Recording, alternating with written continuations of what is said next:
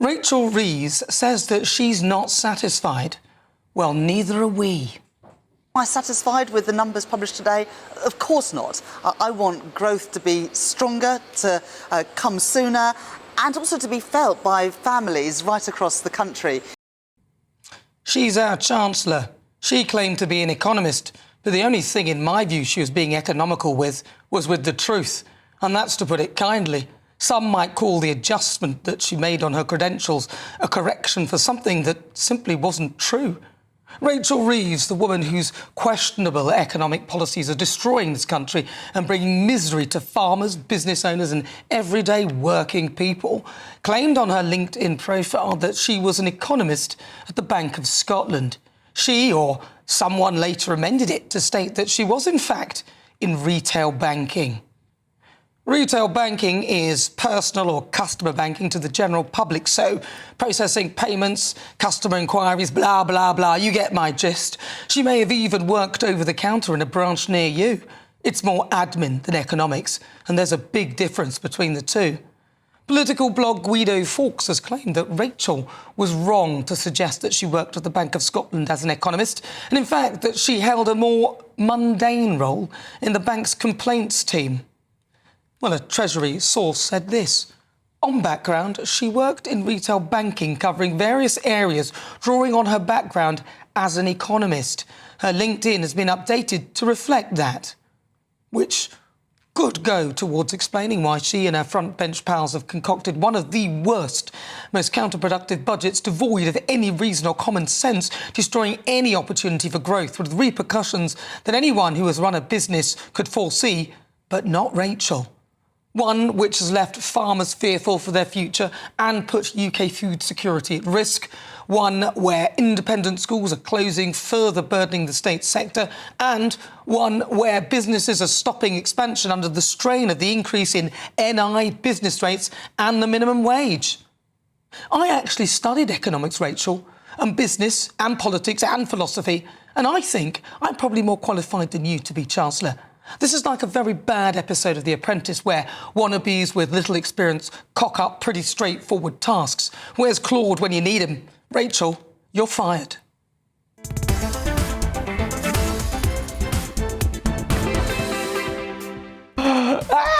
But before we get stuck into the debate, here's what else is coming up today.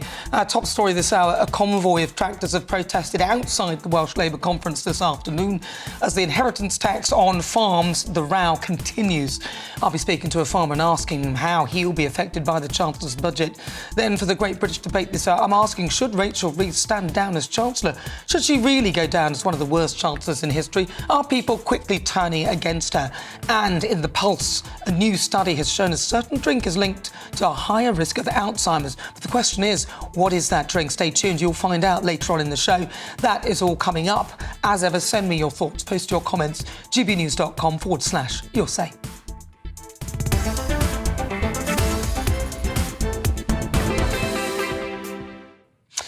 Well, I'm joined by former Labour Minister Ivor Kaplan. Ivor, thank you very much for joining me.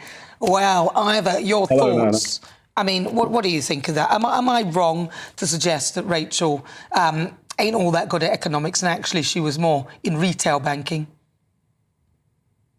I don't suppose this will be a surprise to you, Nana, but I think Rachel has been doing a fantastic job in these last 3 or 4 months, getting everything ready to be able to deliver a budget like she has, especially in the pressures that after 14 years of the Conservative Party that Labour has found, which are part of the problem that Rachel obviously has had to deal with in these last couple of weeks.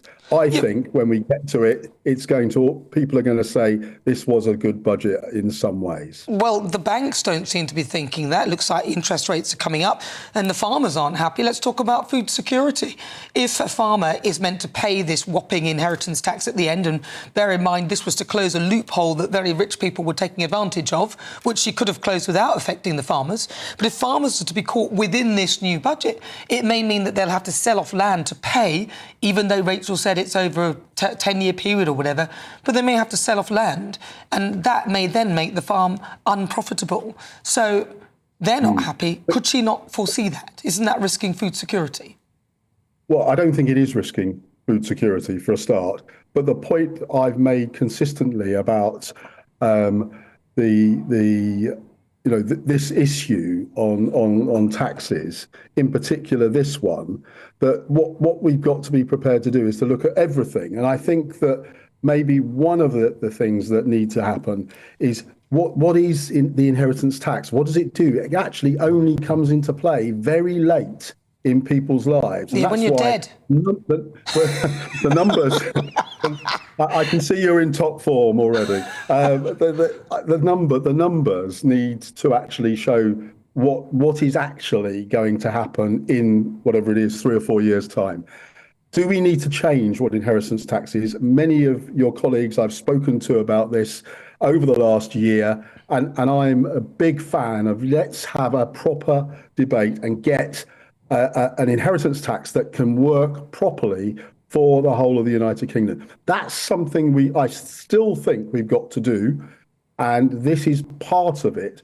But it's a step forward in that everyone ultimately should bear some of this matter. Even the royal family, as I see, some may get caught up in that.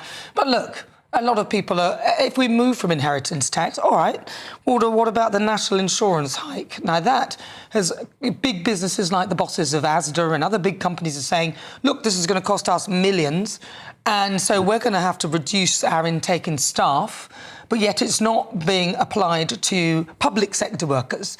So that doesn't make any sense in terms of growth. If you're a chancellor and you're good at economics, you would know that that would be a counterproductive thing to do in terms of growth in the private sector.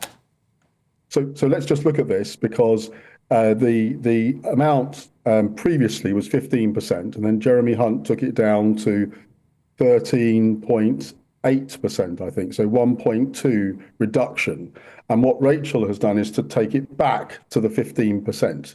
So this is not a surprise for people. And also it does mean that there is the money to get to this point of the £20 billion that Labour was looking at as part of that budget. So I think it's frustrating. Of course it is.